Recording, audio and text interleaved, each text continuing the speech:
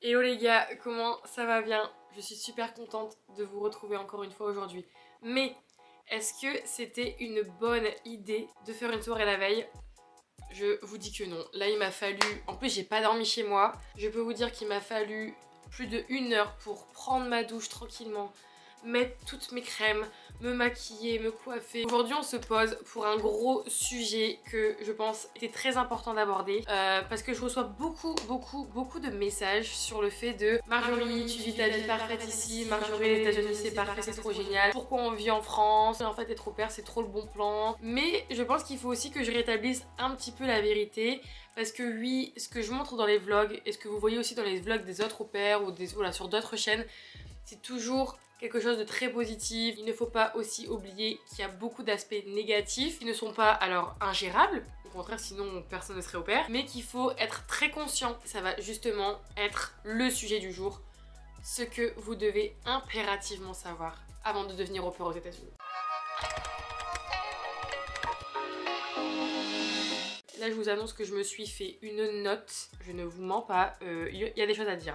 Je voulais justement aborder la partie du fait de partir et surtout d'arriver les premières semaines. Ça a été l'une des périodes les plus folles, mais en même temps la plus compliquée presque de ma vie, j'ai envie de dire, parce que il se passe tellement de choses. Parce que oui les amis, vous arrivez dans une famille, alors certes, vous leur avez parlé par Skype pendant quelques temps, vous savez que vous allez quand même vivre chez eux, etc. Vous savez un petit peu comment ils fonctionnent, mais vous ne les connaissez pas. Et encore moins comment ils vivent vraiment au quotidien. Et ça, je peux vous dire que c'est très surprenant. Voilà, j'ai une capacité d'adaptation qui est là. J'ai dû repousser ma limite pour arriver. Vous voyez même pas, c'est hors du cadre. Mais fois 1000, parce que ce n'est pas votre maison, ce n'est pas vos règles, ce n'est pas votre façon de vivre, ce n'est pas votre pays. Enfin bref, vous êtes l'étranger. Donc c'est vrai que les premières semaines, vous devez gérer avec cette nouvelle famille, le jet lag.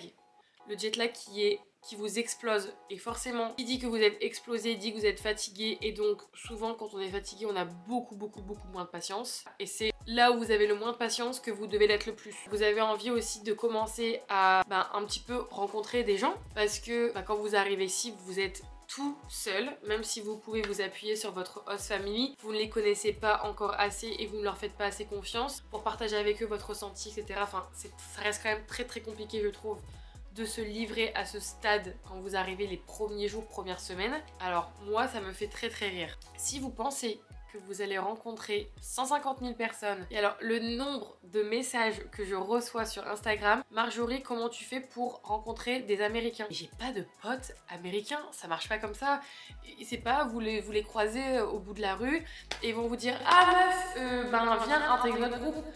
C'est comme en France, enfin, à ce que je sache, vous n'allez pas intégrer comme ça. Surtout que, n'oubliez pas que nous sommes temporairement ici. Qui a envie vraiment de construire quelque chose de fusionnel quand tu sais que tu dois repartir dans 1 an? Vraiment, pour se faire des amis, ça reste très compliqué. Les Américains sont vraiment très différents de nous. C'est pas qu'ils sont superficiels. Ils ont cet aspect un peu hypocrite et de consommation, même dans les amitiés, dans l'amour, etc. Je vais prendre ce que t'as à me donner, mais après, ciao! Je suis quelqu'un qui sort quand même beaucoup, qui a beaucoup d'activités, qui va à la salle, qui rencontre des gens par rapport aux autres familles, etc. Je n'ai pas d'amis américains. J'avais rencontré un américain. J'avais cet aspect-là par rapport au fait que j'étais dans une relation avec un américain, mais je n'avais pas d'amis américains. Et sachez que vous allez beaucoup plus vous appuyer sur la communauté d'au pair. Et encore une fois, vous ne pourrez pas être amie avec toutes les au pairs, ce n'est pas possible. Pour vous dire ici, j'ai vraiment 2 copines, une brésilienne et une allemande que j'ai rencontrée au début et avec qui vraiment ça a matché. J'ai rencontré aussi dernièrement une française où on commence un petit peu à sortir et on se dit ah bah finalement il y a l'air quand même que nos personnalités matchent bien donc pourquoi pas. Et ça me fait venir justement à l'aspect de attention à la solitude. Ça va être un sentiment que vous allez connaître très souvent. Et c'est pareil, vous ne pourrez pas peut-être toujours, parce que voilà, en fonction des emplois du temps de vos copines, etc., vous ne pourrez peut-être pas tout le temps voyager avec eux.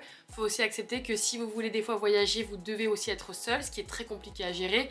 Un voyage seul, ce n'est pas du tout la même chose qu'un voyage avec des amis, et encore moins dans un pays que vous ne connaissez pas. Alors maintenant je suis à l'aise, mais je peux vous dire qu'au début, pipi culotte en fait, parce que vous vous retrouvez dans une ville que vous connaissez pas, vous êtes tout seul, vous parlez la langue à moitié là, en mode sur des œufs.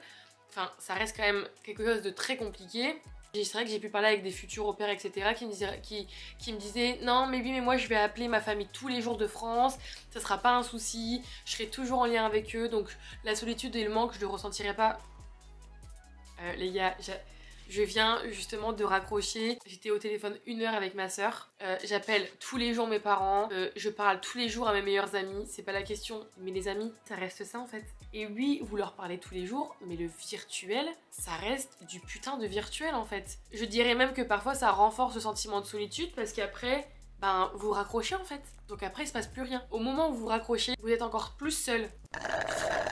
Et alors surtout, il n'y a rien de plus frustrant que de voir ta famille qui se réunissent, tes amis qui se réunissent, qui font plein de trucs, qui s'amusent, qui faisaient les choses qui faisaient des choses pour lesquelles tu avais l'habitude de faire avec eux, et que toi t'es là.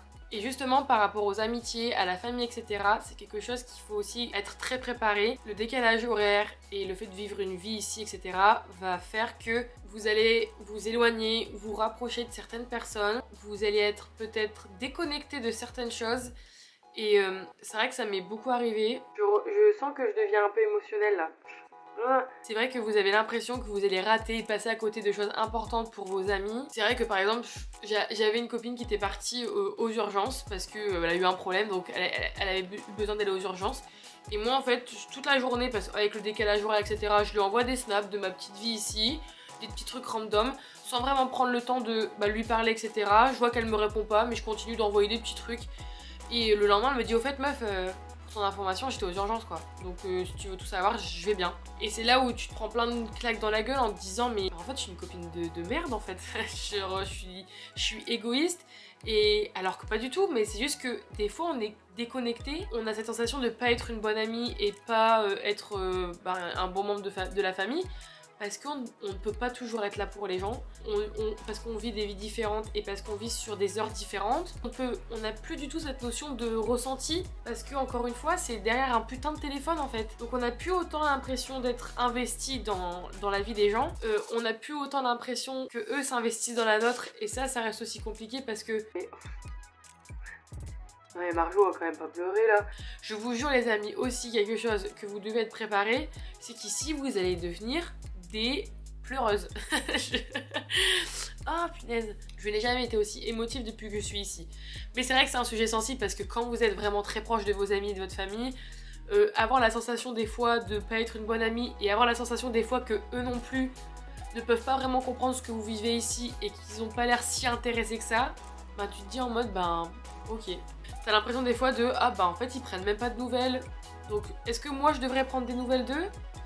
Tu le fais une fois, tu le fais 2 fois, mais tu te dis mais en fait est-ce que c'est parce que t'es parti toi que tu dois prendre des nouvelles, ou est-ce que c'est parce que... Ou alors est-ce que à un moment donné tu dois dire eux aussi en fait ils pourraient prendre la peine de prendre des nouvelles. Enfin voilà, c'est plein de choses qui se passent et du coup ça peut vraiment être très confusing. Putain, ça je sais même plus le dire. C'est ça qui peut être un peu déroutant parfois parce que on n'a plus la notion de qui doit faire les premiers pas ou pas. Est-ce que là je dois prendre des nouvelles? Est-ce que je dois forcer? Est-ce qu'il prend pas de nouvelles parce qu'il s'en fout ou juste parce qu'on en a pas besoin? Faut être préparé aussi à vous allez perdre des amis. Je suis en train d'en perdre actuellement. Je sais pas quoi faire, je sais pas si je dois forcer, justement. Je sais pas si je dois forcer, je sais pas si je dois laisser aller, je sais pas si c'est juste parce que voilà, pour l'instant on est sur 2 continents différents et donc voilà, et chacun aussi a sa vie. Et que quand je rentrerai en France dans quelques temps, tout reviendra comme avant ou pas, je sais pas, mais... Attendez, je bois là parce que waouh.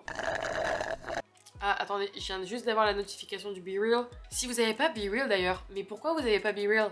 C'est la meilleure application. C'est genre tu dois faire une photo random, tu dois même pas essayer d'être beau, tu dois juste montrer ta vie qui est ennuyante et c'est cool. Et en fait, et si t'es moche, c'est pas grave. Genre, voilà ma tête quoi, et je m'en fous, voilà, je poste. Bref, je voulais aussi rappeler que les États-Unis ce n'est pas parfait. Alors j'adore ma vie ici, c'est un pays qui me convient sur plein d'aspects, mais c'est un pays fucked up.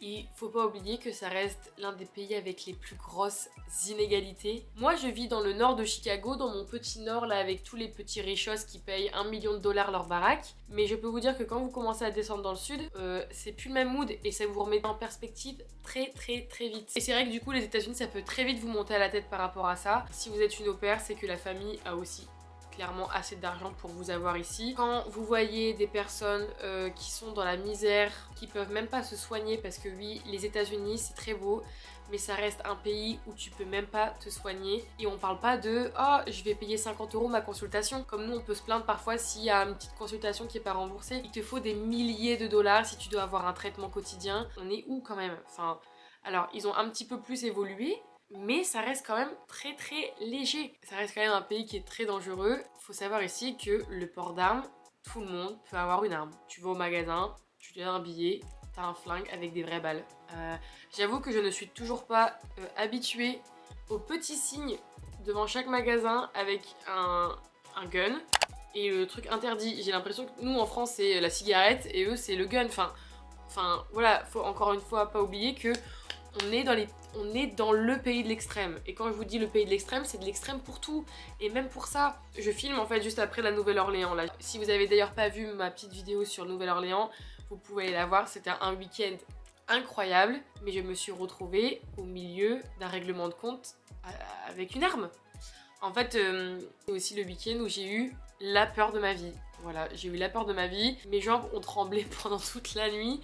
En fait, j'étais dans la parade du carnaval et à un bloc, c'est-à-dire à une rue, enfin ici c'est des blocs, je sais pas comment vous expliquer, mais à 200 mètres, il y a eu des coups de feu. Et là, tout le monde se sont mis à courir sur nous et j'ai vu toute cette foule de centaines de personnes arriver. Je me suis demandé qu'est-ce que je foutais là. J'étais avec quelqu'un de l'hôtel en plus, enfin que je connaissais depuis 2 heures, enfin j'étais pas du tout à l'aise et pas du tout en confiance.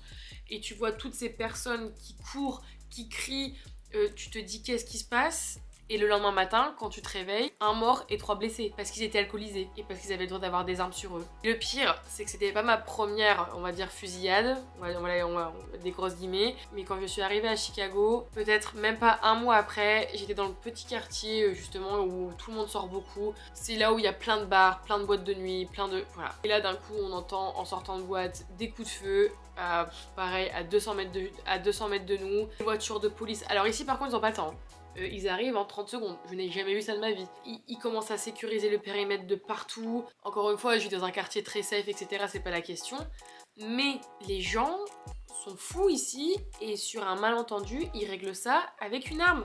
Et il y a aussi évidemment le racisme qui joue une part très très importante, surtout à Chicago. Ça reste quand même une ville très... où la ségrégation reste quand même très choquante, je trouve. Encore une fois, je fais quand même une généralité, mais ça reste quand même un gros point. Les blancs vivent dans le nord et les noirs vivent dans le sud. T'es dans le pays qui accepte le plus de choses et qui est le plus ouvert d'esprit. Tu peux être ce que tu veux aux États-Unis, il n'y a personne qui s'en fout. Tu peux sortir comme tu veux, avoir le taf que tu veux, enfin, l'orientation sexuelle que tu veux. Tout le monde s'en fout, mais ça reste un pays avec lequel il y a une petite partie de la population qui sont d'un extrême. Alors, c'est une opportunité de malade d'être au pair et de pouvoir profiter de ce que la famille t'a à t'offrir. Attention à ne pas perdre qui vous êtes. C'est vrai que quand je suis arrivée, on me dit beaucoup ici que je m'américanise. Alors ça me fait rire parce que oui, je trouve qu'il y a plein de choses positives dans le fait de s'américaniser, mais je pense que j'étais arrivée à un stade où je voulais trop ne plus paraître française en fait. Et m'adapter 100% à la culture d'ici. De 1, ce sera jamais possible. Et de 2, je me rends compte qu'en fait, il y a plein de choses aussi très négatives. Et le fait de goûter à des choses que j'ai jamais pu profiter. J'étais dans ma petite classe moyenne de la France et j'avais un niveau de vie qui me suffisait très très bien pour faire tout ce que je voulais dans ma vie. Mais ici, on est sur un niveau... je me retrouve le vendredi parfois à manger du caviar et à boire du champagne à une bouteille à 200 balles. Je me retrouve à conduire des voitures que jamais je pourrais me payer, à vivre dans une maison que jamais je ne pourrais payer, à faire des courses et à manger des choses que jamais je ne pourrais financer. Et c'est vrai que du coup ça peut très très vite monter à la tête en mode c'est temporaire, ce n'est pas votre vie, ce n'est pas vous qui gagnez cet argent. J'avoue que je vous dis, j'avais eu ces petites réflexions justement. Et je me rends compte maintenant de oui, ça peut très vite monter à la tête. Alors c'est une chance et je vais en profiter à 100%. Mais j'essaye quand même de faire attention et de tout remettre en perspective parce que la vie ici fait rêver. Les amis de votre host family souvent ont aussi niveau de vie. Donc quand vous sortez avec eux, bah, ils sont là à prendre des choses hyper chères, vous allez dans des restos hyper classe. Ils sont tous avec leur petit Chanel, leur petit Saint-Laurent, leur petit Gucci. Et toi t'es là avec ton Lancaster et tu te dis ah mais ça serait vraiment cool de pouvoir vivre... Non, ça peut très très vite monter à la tête. Vous allez vivre dans un monde de fancy d'un niveau très très très important. Et il faut savoir quand même rester soi-même, rester avec les mêmes valeurs et se dire encore une fois que c'est temporaire et que ça ne sera pas votre vie. Parce que je pense que le retour pourrait être très choquant. Et j'ai encore 2 points à aborder. Et alors là, celui-là, c'est le sujet, j'avoue, qui m'agace le plus. Beaucoup d'au-pairs m'envoient des messages en mode « Oh, mais en fait, tu travailles pas beaucoup. Ah, comment tu fais pour trouver une famille dans laquelle tu travailles pas beaucoup parce que moi, j'ai pas envie de me prendre la tête. Je ne travaille pas énormément. Mais je travaille, je me lève tous les jours à 6h30 du matin, je gère un enfant de 11 ans. Le week-end, ça ne s'arrête pas. Les conflits que vous avez la semaine continuent le week-end. Si mon kid fait de la merde, si mon kid me manque de respect, si mon kid a envie de jouer, si mon kid... Ben, c'est pas parce que je suis off que je vais faire un blabla, je t'ai pas entendu, je vais pas te répondre. Enfin, vivez avec eux H24, 7 jours sur 7. Mentalement, c'est épuisant parce que, encore une fois, même si je m'entends super bien avec ma famille, voilà, je n'ai rien à redire. Il y a des choses qui font que je ne ferai pas. Il y a des fois, j'ai envie de laisser, après avoir déjeuné, ma tasse sur la table. Mais non, il faut que je range tout parce que je sais que je dois ranger tout. Enfin, mais si vous êtes chez vous, vous allez faire, vous allez dire non, mais vas-y, je rangerai après. Ici, vous ne pouvez pas. Ça, c'est des petites choses qui font que mentalement, c'est usant. Si vous pensez qu'un ado, c'est tranquille parce que ça va à l'école, alors oui, la journée, du coup, j'ai de la chance d'avoir du temps off. Tant mieux. Est-ce que les amis vous vous souvenez de votre adolescence et de à quel point vous étiez con? Lui aussi en fait. Donc oui, vous devez pas gérer avec des choses d'enfants petits, mais vous devez justement gérer avec les choses qui viennent à l'adolescence. Et pareil, hein, il y a des au-pairs qui veulent que des bébés, comme ça va à la sieste le matin, ça dort 2 heures, ça dort 2 heures l'après-midi. Mes copines gèrent des bébés. Donc non, le job d'au-pair n'est pas facile. Je peux vous dire que les 200 $ que vous avez à la fin de la semaine, ils sont amplement mérités et je dirais même des fois que c'est même pas assez. Aussi, vous devez gérer avec une éducation qui n'est pas la vôtre. Il y a des choses que je voudrais régler à ma manière, mais ce n'est pas mes enfants. Donc je dois gérer en fonction aussi de l'éducation de ma host family. Et je peux vous dire que vous devez aussi beaucoup prendre sur vous par rapport à ça parce que moi, ça peut ne pas être en accord avec ce que vous êtes profondément. Et ça, c'est hyper compliqué à gérer. De mon histoire, j'ai bientôt 25 ans. J'ai travaillé en protection de l'enfance. Hein. Voilà, je connais les enfants, je connais comment ça peut être. Mais il y a beaucoup d'au-pairs qui sont jeunes, très jeunes, qui ont entre 19, 20, 21, qui ne connaissent pas justement tous ces aspects-là de la vie et qui se retrouvent à devoir être responsables de gamins. Alors ça, faut pas oublier. Les enfants, ce n'est pas tout beau, tout rose. C'est épuisant. Je n'ai qu'un mot à dire. C'est épuisant. Quand vous êtes au-pair, vous êtes un 3e parent. Il faut pas l'oublier. Vous les voyez vos parents tous les jours, à ce que je sache. Vous voyez les cernes qu'ils ont à cause de vous. Vous avez entendu vos parents vous dire « Ah, tu verras plus tard quand tu auras des enfants, tu nous comprendras ». Je peux vous dire que être au pair, c'est un aperçu de toutes les menaces qu'ils vous font là. Papa, maman, je suis désolée d'avoir été comme ça dans ma jeunesse. Je comprends maintenant. Non, être au pair, ce n'est pas voyager tout le temps. Et non les amis, vous ne voyagez pas tout le temps, vous ne sortez pas tout le temps, vous ne faites pas la fête tout le temps. Déjà, financièrement, vous pouvez pas. De 2, la priorité, ça reste votre taf en fait. Et ça vous prend tellement de temps que quand les week-ends arrivent, vous êtes bien content de vous reposer déjà de 1. Et de 2, à moins que vous utilisiez beaucoup d'argent, etc., de vos économies perso, à moins que vous ayez des bons filons que moi je n'ai pas encore. Donc s'il vous plaît, partagez-les-moi. 80% de votre temps, vous bossez avec des enfants, vous êtes fatigué et vous ressemblez à rien. Je voulais vraiment un petit peu rétablir la vérité des aspects un peu, pas négatifs, réalistes en fait, de ce qu'est la vie aux États-Unis, de ce qui va vous arriver ici en décidant de changer votre vie de tout au tout. Je ne regrette pas du tout et pour moi c'est l'une des plus belles expériences de ma vie. L'idée n'est pas de vous faire peur. Voilà, je pense avoir fait un peu le tour de la question. J'ai essayé d'être honnête à 100%.